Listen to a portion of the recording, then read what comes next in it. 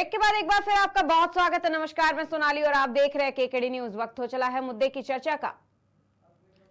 जी हाँ, आपको बता दें, चुनाव आयोग अगले कुछ दिनों में लोकसभा चुनाव की तारीखों का ऐलान कर सकता है। इसके लिए बीजेपी समेत दूसरे दलों ने तैयारी तेज कर दी है। केंद्र की सत्ताधारी बीजेपी ने उम्मीदवारों की पहली लिस्ट भी जारी कर दी। भले ही चुनाव शेड्यूल सामने नहीं आया है, वहीं उत्तर प्रदेश की अगर बात की जाए तो पहले बीजेपी सूची में 51 प्रत्याशियों को टिकट दिया गया, जिसमें से 47 प्रत्याशी मौजूद में रखे हुए हैं। इसके साथ ही यूपी में योगी आदित्यनाथ कैबिनेट के मंत्रिमंडल का गठन भी हो गया है। सुभाषपा के ओम प्रकाश राजभर, आरएलडी के अनिल कुमार, वहीं बीजेपी के दारा सिंह चौहान, सुनील शर्मा मंत्री बनाए गए हैं। बता दें, कहीं ना कहीं लोकसभा चुनाव को अपने पक्ष में कराने के लिए सभी पार्टियां अपने सहयोगी दलों के साथ दमखम दिखाने में लगी हुई हैं। वहीं समाजवादी पार्टी ने भी कांग्रेस के साथ गठबंधन करते हुए 3 सूचियां प्रत्याशियों की जारी की है। जल्द आगे के उम्मीदवारों की सूची भी जारी होनी है। सबसे बड़ा सवाल अभी ये बना हुआ है कि आखिर सपा के अध्यक्ष अखिलेश यादव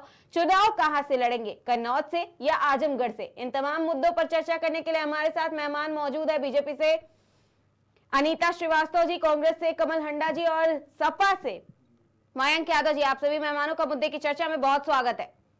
हमारा सबसे पहला सवाल अनीता जी आपसे है कि लोकसभा चुनाव की बात हो रही है, दावेदारी की बात हो रही है। हमेशा ये कहा जाता है कि एक प्रधानमंत्री के चेहरे पर पूरे देश में चुनाव लड़ती है भाजपा, किसी और प्रत्याशी को लेकर के नहीं आती है। वहीं अगर हम सपा की बात करते हैं तो अखिलेश यादव का चुनाव आ गया है, लेकिन अभी तक ये निश्चित नहीं हो पाया, अभी तक ये फाइनल नहीं हो पाया कि वो चुनाव कहां से लड़ेंगे। तो आखिर विपक्ष किसके चेहरे पर चुनाव लड़ने की तैयारी कर रहा है और इतने बड़े पार्टी को दावेदारी ठोकने की तैयारी कर रहा है?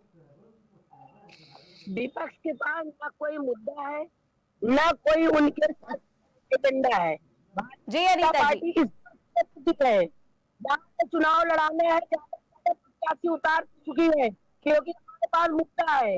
हमने हमने काम के आधार पे, हमने विकास के आधार पे अपने काम किया है, उसके आधार पे हम गाँव जा रहे हैं। ये बरसाती मेले की तरह नहीं। और सपा बसपा कांग्रेस ये सब तो चुनावी मेढक की तरह निकलते हैं, लेकिन भारतीय जनता पार्टी पूरे 5 साल चुनाव लड़ती है। भारतीय जनता पार्टी काम के आधार पे काम करने जा रही है। भारतीय जनता पार्टी काम के आधार पे, विकास के आधार पे। नरेंद्र मोदी जी ने जो कहा था, हमारे प्रधानमंत्री जी ने जो कहा था, वो क्या दिखाया। हम काम के आधार पे अपनी लिस्ट ज्यादा फाइनल कर चुके हैं, और जो बची हुई है हमारी वो लिस्ट फाइनल हो जाए इस चीज में, तो जिस दिन घोषणा कर दे। और इन्हें ये तो सोच ही नहीं पा रहे हैं, क्योंकि ना तो कोई मुद्दा है, ना कोई एजेंडा है। तो भारतीय जनता पार्टी के सारे प्रत्याशी मैदान में उतर चुके हैं। वैसे भी हम लोग पूरे 5 साल चुनाव लड़ते हैं, बरसाती मेढक की तरह नहीं जाते हैं। पूरे 5 साल चुनाव लड़ते हैं, काम के आधार पे, विकास के आधार पे। हम गांव जाते हैं तो हम चुनाव पूरे 5 साल लड़ते हैं। हमारे लिए कोई नई चीज नहीं है जी। कमल हंडा जी, आप जवाब दीजिएगा। बरसाती मेढक बता रही हैं अनीता जी विपक्ष को, और इसके साथ ही विपक्ष कोई विकास के काम नहीं करता, विपक्ष ने अभी तक कोई काम नहीं किए हैं। वहीं भारतीय जनता पार्टी अपने कामों के दम पर जीतती हुई आ रही है, ऐसा अनीता जी कह रही है। जी सोनल जी, आपको नमस्कार जी। प्रवक्ता बहन को नमस्कार, प्रवक्ता भाई को भी नमस्कार, और दर्शकों को भी सादर नमन। मैं शेर से शुरुआत करती हूँ हमेशा। लम्हों ने खता की थी, लम्हों ने खता की थी, सदियों ने सजा पाई। और एक चीज कहना चाहूंगी कि मंजिलों से जरा कह दो भी पहुंचे नहीं हम। हाँ जी, मंजिलों से जरा कह दो भी पहुंचे नहीं हम। मुश्किलें तो बहुत हैं मगर ठहरे नहीं हम। अभी तो असली मंजिल पाना बाकी है, अभी तो इरादों का इम्तिहान बाकी है। अभी तो तोली है मुट्ठी भर जमीन, अभी तोलना आसमान बाकी है। तो जो ये इतनी दिन लंबी चौड़ी फेंक रही थी अपने आका की तरह, मुझे लगता है कि बेरोजगारी तो वैसे देश में बहुत है, लेकिन बीजेपी के प्रवक्ताओं को एक रोजगार मिल गया है चाटुकारिता का, और उनको डिफेंड करने का चैनल पर, नंबर 1। दूसरी बात ये कह रही थी हमने काम बहुत किया, हम तो पूरे 5 साल काम करते हैं। अरे भाई, आप खुद ही अपनी पोल खोल रही हैं कि आप पूरे 5 साल चुनाव लड़ते रहते हैं, तो काम कब करते हैं? और विकास नहीं किया आपके आका ने, विनाश किया है। कितना कर्जा देश पर बढ़ गया वो आपको पता है या नहीं पता? बिल्कुल भी। इतनी अनजान और इतने, मैं क्या बोलूं आपको, अज्ञानता से आप ज्ञान बांटने चैनल पर चली आती हैं, आपको जरा भी शर्म नहीं आती। और दूसरी बात, ये बरसाती मेंढक की तरह जो है ये निकल के आते हैं कि भाई हाँ भाई अब चुनाव आ गया, अब खूब हल्ला, बल्कि 5 साल चुनाव नहीं, 5 साल जो है, जो इनके गोदी एंकर्स है ना, वो चलाते रहते हैं इनका एजेंडा भाजपा का। ठीक है जी। और इन्होंने कहा कि काम हमने बहुत किया है, जरा गिना तो दे कौन सा काम किया है। क्या देश को बर्बाद करने का काम किया है? उसके लिए हाँ, मैं आपसे सहमत हूं, मैं देश को बर्बाद किया आपने चाइना को हमारी टेरिटरी में, इंडियन टेरिटरी में आने दिया, हाँ वो काम आपने किया है। चाइना को आपने लाल आंखें दिखाई, उनसे डर गए, आप उनसे डर गए, ये काम आपने किया है। और अरुणाचल प्रदेश के भाजपा के ही जो एमपी हैं, सांसद हैं, उन्होंने कहा है कि मैं प्रधानमंत्री से गुहार लगा रहा हूं कि जी आप देखो चाइना 50-60 किलोमीटर अंदर घुस आया है, उसके लिए कोई काम कीजिए आप। लेकिन वो काम नहीं कर रहे हैं अभी भी। इस टाइम मैं आपको बता दूं, एक चलिए लोकसभा के चुनाव तो हो रहे हैं, लेकिन इनसे जरा एक बात पूछिएगा, इनकी आका की आजकल जबान बहुत लड़खड़ाने लगी है, बहुत डरे हुए हैं। क्यों डरे हुए हैं? क्योंकि इलेक्टोरल बॉन्ड के लिए सुप्रीम कोर्ट ने कहा था कि भैया आप लेकर आओ 6 मार्च तक सारी डिटेल। अब लास्ट डे पे आके एसबीआई कहती है नहीं जी वो तो बहुत सारा डेटा है, 22,217 करोड़ के इलेक्टोरल बॉन्ड थे जो बेचे गए, और उनकी एवज में उनको क्या दिया गया, क्योंकि एक फाइल खुलेगी तो 50 फाइलें और खुलेंगी। और मैं पूछना चाहती हूँ अपनी इसके भाजपा की प्रवक्ता अनीता श्रीवास्तव, वास्तव में आप क्या एक इंसान हैं जो आप वहशी दरिंदों का साथ देती हैं? क्योंकि अगर आप के आका बहुत वो ढोल पीटते हैं इस बात का कि डिजिटल इंडिया, आप किसानों के हर मिनट की, या जनधन खाता खुलता है, मिनट की खबर आती रहती है, तो ये एसबीआई में इलेक्टोरल बॉन्ड की खबर क्यों नहीं आई? क्यों एसबीआई को आपने आगे लगाया या उनको गन पॉइंट पे कहा कि जी आप जाकर ये कह दीजिए कि हम इतनी जल्दी नहीं दे सकते ताकि चुनाव निकल जाए? क्योंकि चुनाव से पहले मुद्दा निकल आया तो ये ऐसी गिरेगी सरकार, ऐसी गिरेगी कि दोबारा उठ नहीं पाएगी मोदी सरकार। कमल हांडा जी, आपने बहुत सारे सवाल एक एक करके कर दिए हैं अनीता जी से। सबसे पहला सवाल अनीता जी तो यही है कि वहशी दरिंदों की बात की अभी कमल हांडा जी ने, इसका मतलब भारतीय जनता पार्टी का साथ देना। आप अपनी बातों से ऐसा लग रहा है कि आप खुदे बहुत भयभीत हुई हैं। आप इतने भयभीत कर रही हैं कि आप डिजिटल इंडिया का ही आराम से बोलो, आवाज फट रही है आपकी अनीता जी, आवाज फट रही है, बौखलाइए मत, आराम से बोलो, शिक्षा का पालन करिए, आप आराम से बोलो, पहले आप बात करने की बात करने आप लोगों ने करी। केंद्र में डकैत बैठे हैं, ठीक है, महिलाओं को कोई सुरक्षा नहीं है, महिलाओं को कोई सुरक्षा नहीं है, आप सुरक्षित है, मैं बड़ी हैरान हूँ। यूपी में बैठ के आप सुरक्षित है तो बहुत बड़ी बात है। क्या किया काम तो गिनाओ जरा, देश का सर्वनाश किया, बेचा देश को, अडानी को, उसके बारे में बताइए ना, इलेक्टोरल बॉन्ड की बात कीजिए ना, क्या सुरक्षा दी, बेरोजगारी अपने चरम पर है, क्या किया? लाठियां मार रहे हैं आप यूपी में, जहां हर जगह प्रदर्शन चल रहे हैं किसानों के, जवानों के, और अग्निवीर में जो आप घटिया योजना लेकर आए हैं। क्या मानसिकता आपके आका की 4 साल के लिए फौज, देश की सेवा करने का जज्बा हर किसी में नहीं होता, लेकिन देश को बर्बाद करने का जज्बा आपके आका में खूब भरा है, भरा हुआ है, जो केंद्र में बैठे हैं वो कोई शरीफ लोग नहीं है, समझिए। डकैत बैठे हैं, डकैत में तो कह रही हूँ, डकैत खुला बोल रही हूँ, डकैत बैठे हैं केंद्र में। तभी तो 400 पार करने जा रहे हैं, तभी तो 400 पार करने जा रहे हैं। किसी मंदिर में चली जाओ, पूजा पाठ करने। चंडीगढ़ में क्या किया? चंडीगढ़ में क्या किया? 400 पार आप हमारे लिए बोल रहे हैं, गठबंधन के लिए। आपकी चलो ये बात मान लेती हूँ, गठबंधन के लिए बोल रही हैं आप, लेकिन 400 पार का नारा कैसे देती हैं? आप क्या भगवान है? भगवान भी नहीं आपके कर्म के फल का बता सकता। तो आपके जो केंद्र के आका है, तो आपने 11 अरब रुपया आपने दिया, आरटीआई में निकल के आया है गोदी एंकर्स को, उसमें से आपका सारा दिन यही तो उन्होंने चलाना है। और उसके अलावा क्या चल रहा है? अंबानी के बेटे की शादी। अरे वाह वाह वाह, ताली बजानी चाहिए भाई आपके लिए। तो कमल हांडा जी एक सवाल मयंक जी से ले लें।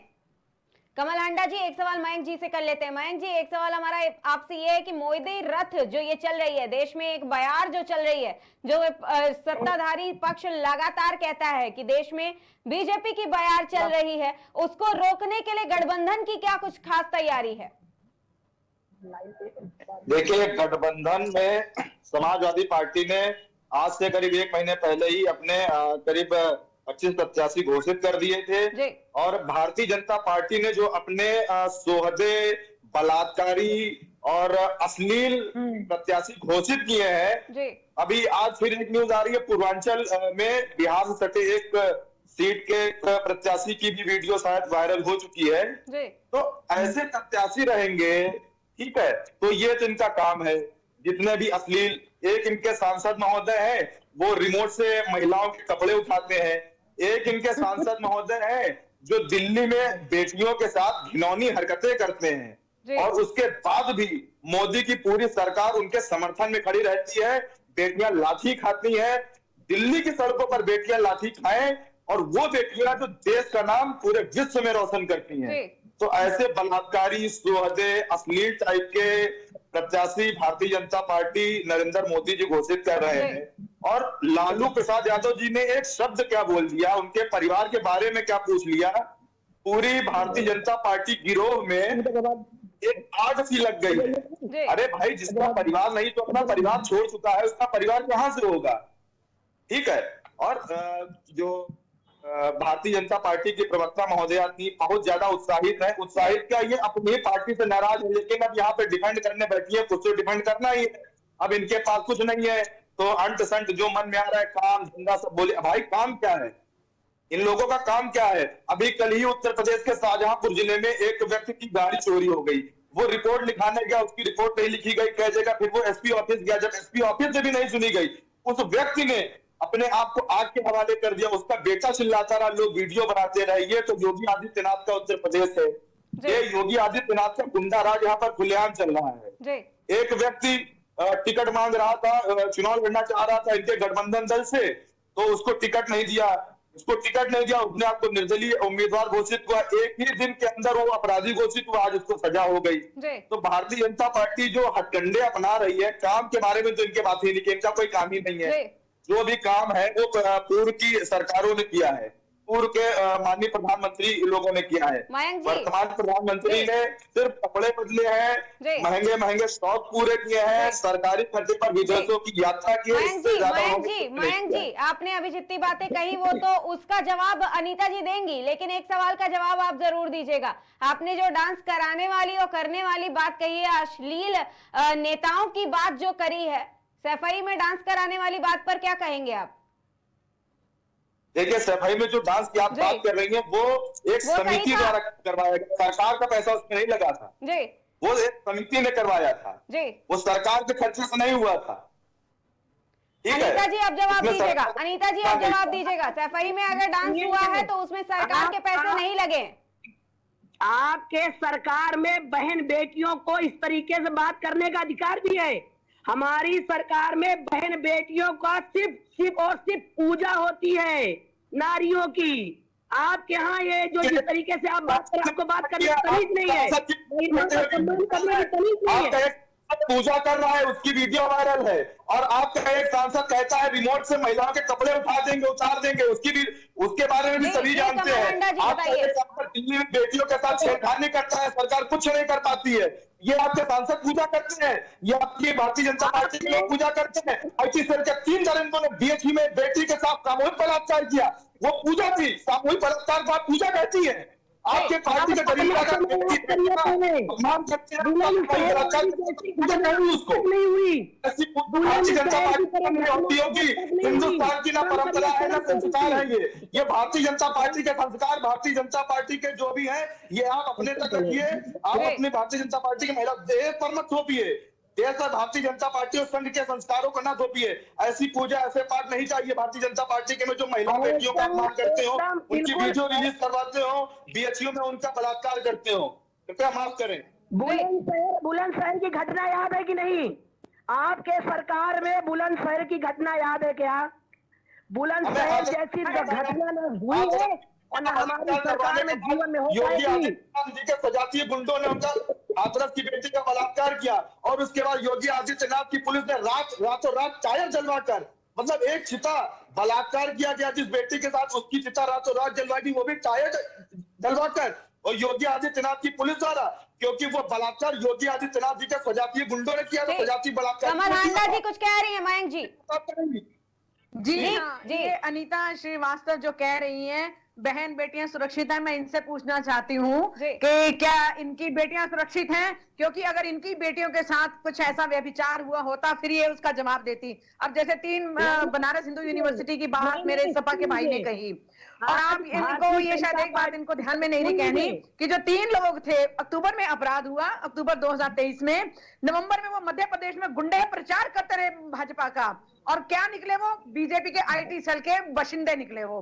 तो इनके सारे जो चमचे चाटुकार हैं, और हरियाणा का भी बता दूं, संदीप सिंह, उसके ऊपर तो खुला बोला है ऑन एयर इनके जो है क्रूअल मंत्री, सीएम तो मैं चीफ मिनिस्टर तो नहीं कहूंगी, क्रूअल मिनिस्टर कहूंगी हरियाणा के, जिन्होंने कहा था संदीप सिंह का इस्तीफा नहीं लूंगा नहीं लूंगा नहीं लूंगा। और दूसरी बात, पुलकित आर्य के बारे में क्या कहेंगी अंकिता भंडारी जो उत्तराखंड की थी, हाथरस की गुड़िया क्या कहेंगी? कुलदीप सिंह सेंगर ने किसका क्या किया था? कठुआ में एक पुजारी एक 8 साल की बच्ची का रेप करता है। अरे डूब मरो तुम, ऐसे सनातनी हो तो, ऐसे सनातनी नहीं चाहिए देश को। दो टकिया तुम लोग हो, 2 पैसे के पीछे तुम लोग लौटने वाले हो। मैं ये बता दूं अनीता को, 2 पैसे के लिए तुम लोग लौटने वाले हो। वैसे दरिंदे के खबरदार। औरतों के लिए अगर बोला कि तुम लोग सुरक्षित, तुमने कोई दिया, कोई सुरक्षा नहीं दी तुमने। और सुनो हरियाणा की एक बात, 500 छात्राओं के साथ चौधरी देवीलाल यूनिवर्सिटी में, हरियाणा की बात कर रही हूं मैं, 500 छात्राओं ने आरोप लगाया कि प्रोफेसर उनका यौन उत्पीड़न करते हैं। किसी क्या पूछा खट्टर सरकार ने? आपकी भाजपा की सरकार है ना हरियाणा में, पूछा क्या? पता है कुछ आपको, या यूं ही आप चली आती हैं डिफेंड करने के लिए बिना बात की? कुछ ना तो कुछ बोलना ही है, भैया पैसे मिलेंगे इतनी बात के, या आपकी थाली में कुछ आ जाएगा, इसीलिए आप डिफेंड करती है। शर्म कीजिए, देश का सोचिए, देश तबाह हो रहा है इस टाइम। चाइना हमारा लूट रहा है, इसने लूट लिया आपके आका ने, जो देश में 56 लाख करोड़ का कर्जा था। चुपचाप सुनिए, आप चुप कराइए, आपके गुरु यही सिखाते हैं। एक एक करके बताइए, एक एक करके बताइए, सवाल जवाब देने का जो दायरा है उसको मेंटेन रखिए। देखिए, देश पर आजादी से लेकर 2014 तक 55 लाख करोड़ का कर्जा था। आपने एक सवाल हॉस्पिटल बने, वर्ल्ड क्लास के हॉस्पिटल्स बने, ठीक है, संवाददाता भी जुड़े हुए, स्कूल बने, सैकड़ों मतलब हजारों की तादाद में मैं तो कहूंगी जो देश का विकास किया कांग्रेस ने किया। आपने विनाश करने का काम किया। आपने औने पौने दामों में अपनी फंडिंग के लिए, जो जिसकी एसबीआई डिटेल नहीं देने को तैयार है, जो उसका एक और घटक दल बन गया है भाजपा का, भाजपा ने गन पॉइंट पर उसको कहा है कि भैया इसकी खबर मत देना, जो आज सुप्रीम कोर्ट में जानी थी, जिसको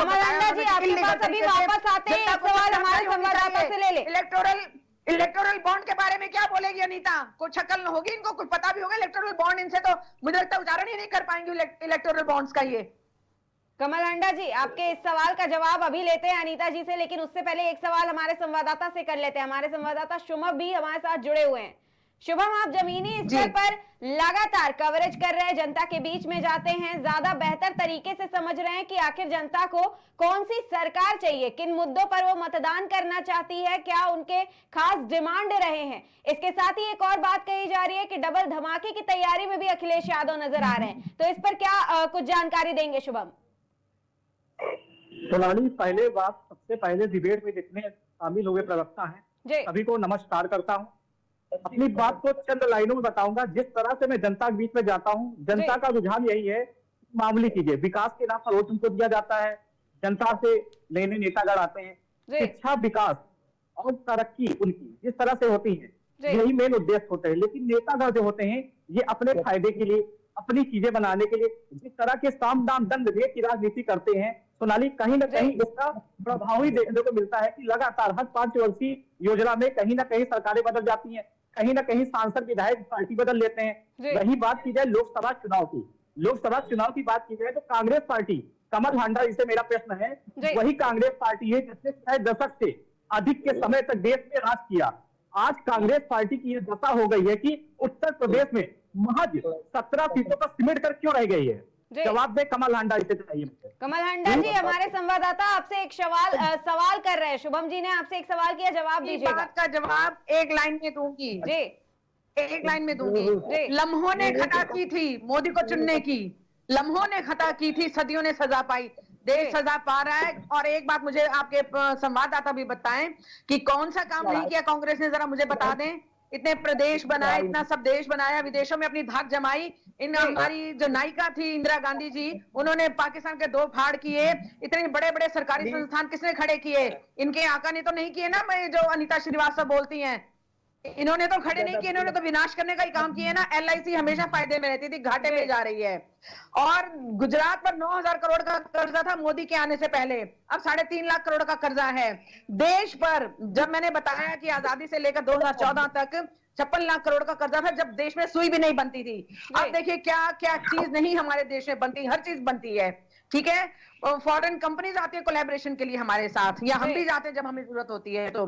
और हमने इतने बड़े बड़े डैम्स बनाए, भाखड़ा नंगल जैसे सैकड़ों डैम्स बनाए उन्होंने। इंदिरा राजस्थान जो बिल्कुल सूखा था उसको पानी से सरोबार कर दिया हमारी नायिका इंदिरा गांधी जी ने। तो इन्होंने क्या किया, और इन्होंने जब इनकी सरकार थी 6 साल की, शाइनिंग इंडिया, वो तो बड़ी जल्दी गिर गई, लेकिन वो एटलीस्ट सिद्धांतवादी थे अटल बिहारी जी। जो अटल बिहारी जी वाली बीजेपी सरकार थी, उनके कुछ सिद्धांत थे, कुछ मॉरल्स और एथिक्स है। इनके कोई मॉरल्स एथिक्स नहीं है, इनको सिर्फ और सिर्फ पैसा नजर आता है, और इन्होंने पैसे से सबको खरीद लिया है। अभी सारा दिन तो अंबानी के बेटे की शादी का चलता है, 74 करोड़। मैं एक चीज और बोलना चाहती हूँ, रेहाना ने जब पिछली बार हमारे देश में किसानों का वो चल रहा था आंदोलन, तो उसने एक ट्वीट किया था। US की पॉप स्टार है रेहाना जी। जी बताइए। उन्होंने एक ट्वीट किया था, हाँ उन्होंने ट्वीट किया था कि फार्मर्स जो है प्रोटेस्ट कर रहे हैं, कोई उनसे बात क्यों नहीं कर रहा।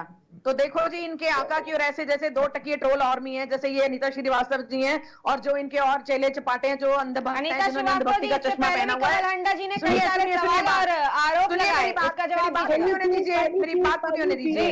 उसी रेहाना को अभी अंबानी के बेटे की शादी में 74 करोड़ देकर, मैं दोहरा देती हूँ, 74 करोड़ देकर उसका शो करवाया है जामनगर में। और जामनगर का एयरपोर्ट जो डोमेस्टिक है उसको इतना सजा दिया है, इतना सजा दिया कि वो इंटरनेशनल एयरपोर्ट लगने लगा है। तो इनके आका को इवेंट मैनेजमेंट का और इस तरीके की, जिसे कहते हैं ना, चकाचौंध से बड़े प्रभावित है, क्योंकि गरीब परिवार से आए हैं ना, इसलिए गरीब परिवार से। वैसे लाल बहादुर शास्त्री भी आए थे, लेकिन उन्होंने देश को लूटा नहीं, जय जवान जय किसान का नारा दिया था उन्होंने। युवा नहीं है, सरकारी सरकार का पैसा लगा क्या? दीजिए 5 सेकंड और दीजिए जी। यहाँ पर हरियाणा के जो मैंने बताया क्रूअल मिनिस्टर हैं, चीफ मिनिस्टर जिसको कहते हैं लोग गलती से, वो राजस्थान में जब इलेक्शन चल रहे थे तो वहां जाके कहते थे सिलेंडर 400 का देंगे, 450 का देंगे। अरे भाई आप वहां दे सकते हैं, पर दिया वहां भी नहीं है, वो चुनावी जुमला था, दिया इन्होंने वहां पर भी नहीं है, तो क्या हरियाणा में नहीं दे सकते? पहली बात ये। दूसरी एक बात और, जैसे ही इनकी सरकारें बनी वहां पर राजस्थान में, आप 2 इनके कारनामे सुन लीजिए जो इनको पता नहीं है। एक तो ये 5,000 सरकारी कर्मचारियों को उन्होंने हटा दिया वहां से, सरकार बनते ही भाजपा की। दूसरी मार पड़ी रेडी और फड़ी वालों पर जो नॉन वेज बेचते थे, जो बेचारे दिन का 100-150 कमाते होंगे। आप कुछ किसी को दे तो नहीं सकते हैं, छीन रहे हैं। लेकिन याद रखिएगा, आपको आपका इतिहास, मोदी कालखंड का इतिहास काले अक्षरों में लिखा जाएगा। ये मेरी बात याद रख लीजिए आप। इसका जवाब तो ले लीजिए कमल अंडा जी। दूसरी एक बात और कहना चाहूंगी कि जो इन्होंने देश का विनाश किया है, ये इन्होंने देश को ये गुलामी की तरफ फिर धकेल रहे हैं, मनुस्मृति की ओर ले जाना चाहते हैं कि अडानी राजा हो जाए। फंडिंग इनको इतनी बहुत मिलती है ना, मनी लॉन्ड्रिंग भी बहुत होती है। मॉरिशस से पैसा आता है, साइप्रस से आता है, दुबई से आता है, कहां से आता है इतना पैसा? जो ये MLA की खरीद फरोख्त करते हैं, तोड़फोड़ करते हैं ना, ये जवाब तो सुनिए कमल अंडा जी। आप नहीं, एक चीज और, जब आपने चंडीगढ़ में छोटे से मेयर के चुनाव में ऑन कैमरा, वो जो कैमरा ऑन था भगवान की दया से, तो आपका वो खेल जो है, आपकी पोल खुल गई, सुप्रीम कोर्ट ने कस के फटकार लगाई। लेकिन ये लोग निर्लज्ज हैं, बेशर्म है। एक चीज और कहना चाहूंगी, निर्लज्जता जो है वो इन्होंने तिजोरी में बंद कर रखा है, और लोक लाज शर्म भी इन्होंने तिजोरी में बंद कर रखी है। कमल अंडा जी, बाकी के प्रवक्ताओं को भी मौका दे दें, बाकी के प्रवक्ता को मौका देते हैं, जवाब तो सुनिएगा। कमल अंडा जी, आपने सवाल इतने सारे किए, लेकिन जवाब हम एक बार सुन ले। अनीता जी को भी तो मौका दीजिए जी। अनीता जी आप बताइएगा। अभी एक और कमल अंडा जी ने एक और सवाल उठाया कि जो रिसेप्शन, जो इवेंट किया गया है अंबानी का, उस इवेंट में भी क्या सरकार के ही पैसे लगे? क्योंकि कई सारे कमल अंडा जी ने सवाल किया, अश्लीलता से लेकर के जितने भी विकास नहीं हुआ है, विनाश हुआ है, जितने सारे सवाल कमल अंडा जी ने एक एक करके कर दिए, उन सबका जवाब जरूर दीजिएगा अनीता जी। ये झूठ ही बोलेंगे जी अनीता जी। अब जो मुंह में इन्होंने दही जम गया होगा जीएसटी वाला। मयंक जी आप बताइएगा, वाकई में क्या जो इवेंट होते हैं वो सरकार कराती है या ये किसी का निजी इवेंट था? किसी की शादी किसी का निजी इवेंट होती है, वो चाहे किसी को भी बुला सकता है, किसी पर भी कितने रुपए खर्च कर सकता है। आपकी बात बिल्कुल सही है, आपकी बात सही है, जितने मर्जी पैसे उड़ाए, 100 करोड़ उड़ाए, 200 करोड़ उड़ाए, लेकिन अंबानी को कमल हंडा जी, मयंक जी से जवाब सुन ले। मयंक जी संवाददाता की बातों दे दूं, उन्होंने कहा कि कांग्रेस उत्तर प्रदेश सत्ता में पूरी 80 सीटों पर चुनाव लड़ रही है।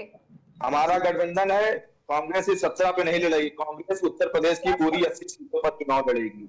हमारे गठबंधन दल के बारे में ऐसी बातें कृपया न बोलें। लेकिन देश की जनता को यही पता है मयंक जी, यही पता है कि 17 सीटों पर कांग्रेस चुनाव लड़ रही है और 63 सीटों पर सपा चुनाव लड़ रही है। तो यही सवाल हमारे संवाददाता ने भी किया कि आखिर 17 पर ही क्यों सिमट के रह गई। मैं जवाब देना चाहूंगी इसका, मैं एक बात का मैं जवाब देना चाहूंगी। मयंक जी आप जरा 1 मिनट, मैं जवाब देना चाहूंगी इस बात का। जरा इनसे अपने संवाददाता से भी पूछिए और जो ये भाजपा की चाटुकार जो आई हुई है चैनल पर, इनसे भी पूछिए कि इनके जो 38 घटक दल थे उनमें कितनी आपकी सीट शेयरिंग हुई है। इनका तो क्या कहते हैं, जिसे कहते हैं ना 36 का आंकड़ा, योगी के साथ वो अमित शाह और मोदी का। जिसको मोदी पसंद करते हैं वो शाह को पसंद नहीं करते, जिसको शाह पसंद करते हैं उसको मोदी पसंद नहीं करते। इनकी आपस में कितनी जुतम पेजार है, सिर फुटा बोला, उसका भी जरा जवाब दे देंगे। हम आपके संवाददाता भी बता दें भाई इनके कमल हंडा जी हमारे संवाददाता इसका जवाब नहीं दे सकते हैं। आपके सत्ताधारी पक्ष और विपक्ष में ये सवाल जवाब हो सकते हैं, हमारे संवाददाता इसका जवाब नहीं दे सकते हैं कि कौन सी पार्टी कैसे चुनाव लड़ती है, क्या रणनीति है। हमारे संवाददाता इसके लिए नहीं है। वो ना दे, मैं दे रही हूँ जवाब, कोई बात नहीं, आपका संवाददाता ना दे। अनीता जी आप बताइएगा। कांग्रेस के प्रत्याशी और कांग्रेस के कार्यकर्ता पूरे 80 सीटों पर चुनाव लड़ेंगे और 80 सीटों पर गठबंधन, इंडिया गठबंधन के लिए वोट मांगेंगे। और अश्लील बलात्कारी जो एनडीए है उसको हराने के लिए पूरा इंडिया प्रयासरत है और इस बार इंडिया एनडीए को हराएगा, क्योंकि इंडिया के साथ इस बार पीडीए की भी विचारधारा है। दूसरी चीज, अंबानी जी का जो इवेंट हुआ ये उनका अपना व्यक्तिगत है, उनका बेटा है और वो हजारों करोड़ लाखों करोड़ उड़ाए, तो इससे ये उनका व्यक्तिगत है। लेकिन अब इसके बारे में तो अनीता जी बता सकती है, जैसे एक व्यक्तिगत इवेंट सफाई में हुआ उसको ये सरकार का इवेंट बता रही है, तो ये इस इवेंट के बारे में भी इनको जानकारी होगी कि सरकार का इसमें कितना पैसा लगा है, उसकी जो जानकारी हमें है। सफाई इवेंट में सरकार का कोई पैसा नहीं लगा था, लेकिन अब अंबानी जी के इवेंट में सरकार का कितना पैसा आई है अनीता जी बहुत अच्छे से बता सकती हैं, क्योंकि ये सरकार को डिफेंड कर रही है, ये सरकार की इनको सारी जानकारियां है। अब वो गलत है ये तो इनको भी पता है, लेकिन इनको बताना है तो ये भी बता दें कितना पैसा वहां खर्चा हुआ है, क्या सरकार का कितना है, और मोदी जी क्यों नहीं गए। सबसे बड़ा सवाल ये है कि मोदी जी उस इवेंट में नहीं गए, जो विदेशों तक के इवेंट में घूम आते हैं, लेकिन जामनगर नहीं गए, तो ये मोदी जी भी बता दें और अनीता जी बता दें। जी एक सवाल अभी हमारे संवाददाता से किया था कमल हंडा जी ने, लेकिन हम एक सवाल हमारे संवाददाता शुभम से करते हैं। शुभम जी ये बताइएगा कि मंत्रिमंडल का, योगी मंत्रिमंडल का विस्तार तो हो गया है, इससे बीजेपी को वाकई में कितना फायदा मिलने वाला है? 4 नए मंत्रियों ने शपथ ली, तो बीजेपी को इससे कितना फायदा मिलेगा? कहीं न कहीं सोनाली मैं आपको बता दूं कि मंत्रिमंडल का जब तक गठन नहीं हुआ था, भारतीय जनता पार्टी में भी अन्य सभी दलों में खटपट मची हुई थी।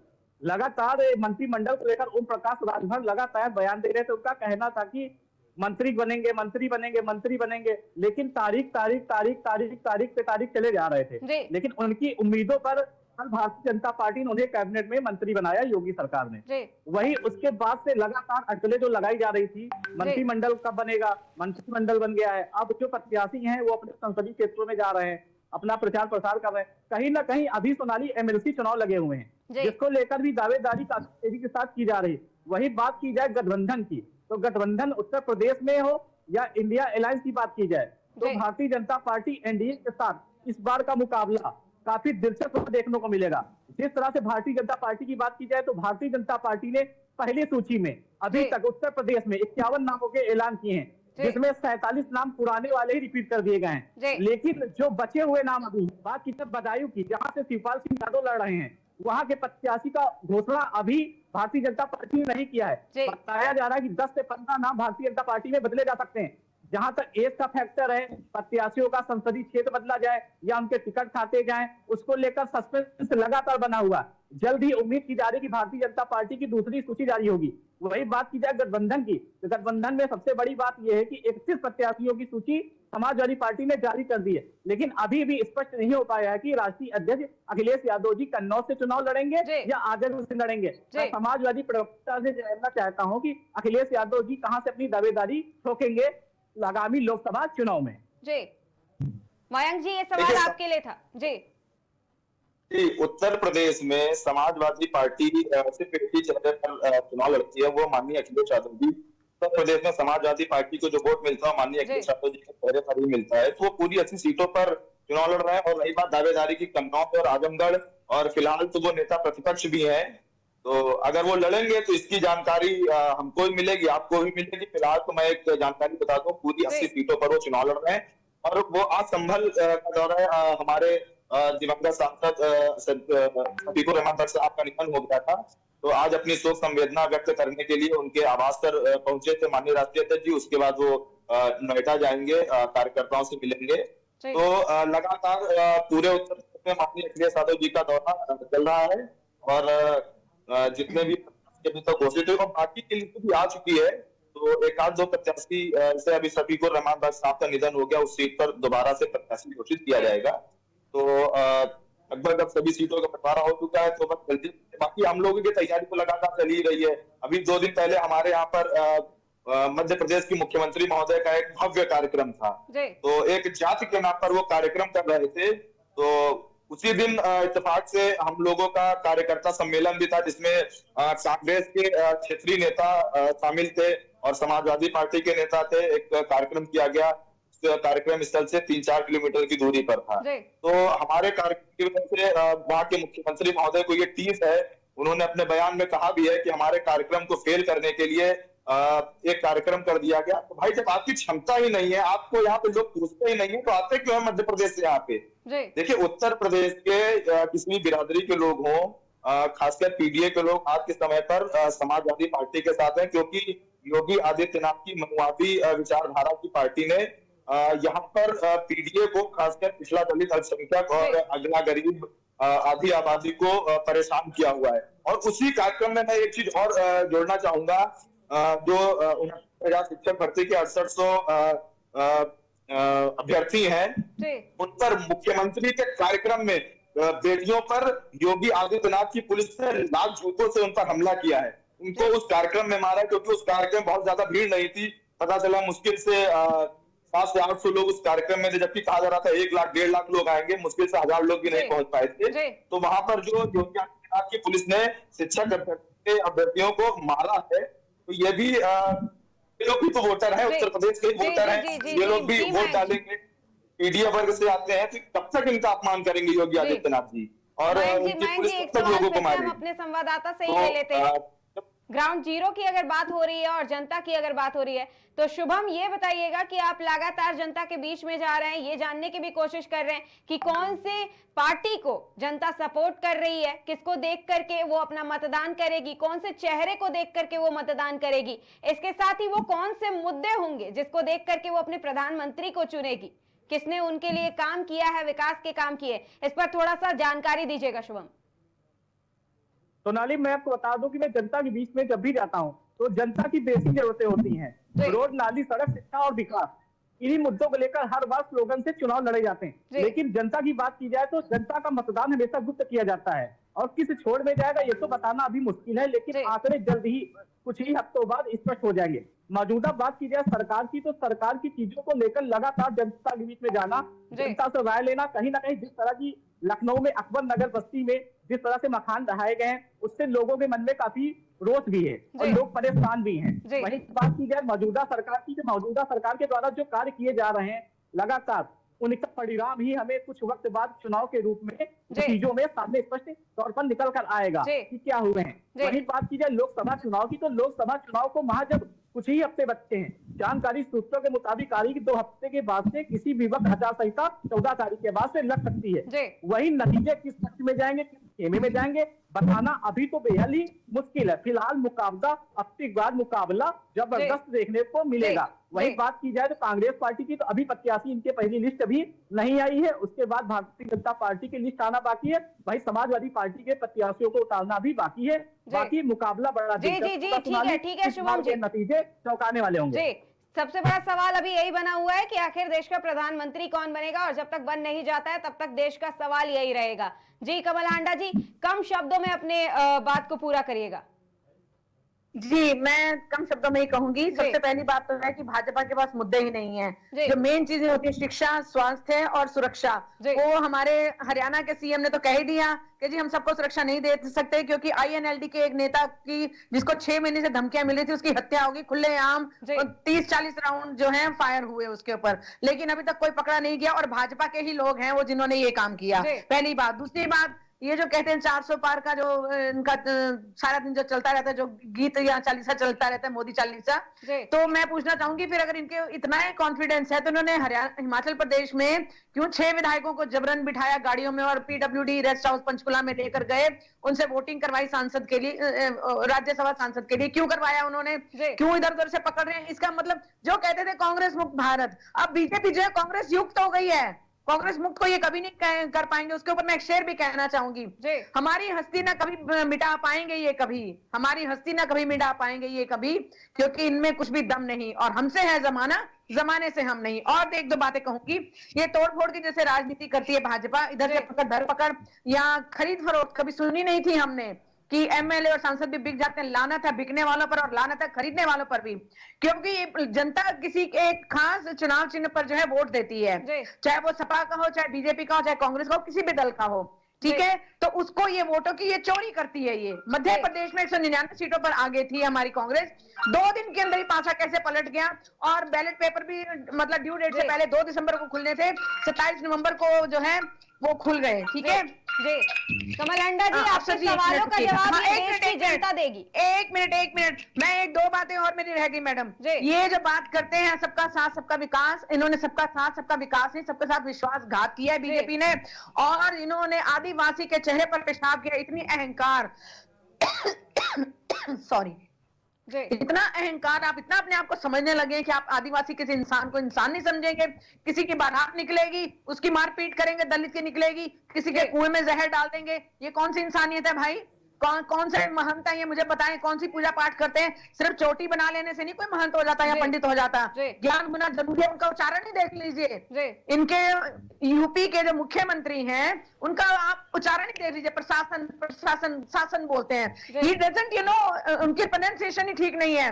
काम क्या करेंगे वो? एक बात और मुझे याद आती है, अखिलेश यादव जी ने कहा था कि आप पूछे जरा योगी, ये ढोंगी बाबा कहूं या मैं भोगी बाबा कहूं, उन्होंने किसी न्यूक्लियर प्लांट का नाम लिया था, कहते जरा इसका उच्चारण करके दिखा दें, वो उच्चारण नहीं कर पाए थे योगीनाथ जी। ठीक है जी, तो महंत जो है वो मंदिर में ठीक है, और विद्यालयों में शिक्षार्थी चाहिए, शिक्षक चाहिए, स्वास्थ्य के लिए हमें डॉक्टर्स चाहिए, जो ये कुछ भी प्रोवाइड नहीं कर पा रहे। कमल हांडा जी, इसका मतलब ये है कि गठबंधन की सरकार आएगी तो देश की जनता को ये सारी चीजें मिल जाएंगी। हमने देखी है, और फोटो छप रहा था इनके आका का हर जगह पे, जो 5 किलो राशन जाता है उस पर भी इनके आका का फोटो होता है। अगर 90 करोड़ लोगों को 5 किलो राशन दे रहे हैं तो कहां से विकास है? अनीता जी बताइए। जी कमल हांडा जी, देश की जनता ये जवाब जरूर दे देगी। अभी लोकसभा चुनाव में बहुत ज्यादा वक्त नहीं बचा हुआ है और ना ही उसके नतीजे आने में बहुत ज्यादा वक्त बचा हुआ है, तो आपके जितने सवाल हैं उसका जवाब देश की जनता बहुत जल्दी ही दे देगी। फिलहाल आप सभी मेहमानों का हमसे जुड़ने के लिए बहुत बहुत धन्यवाद।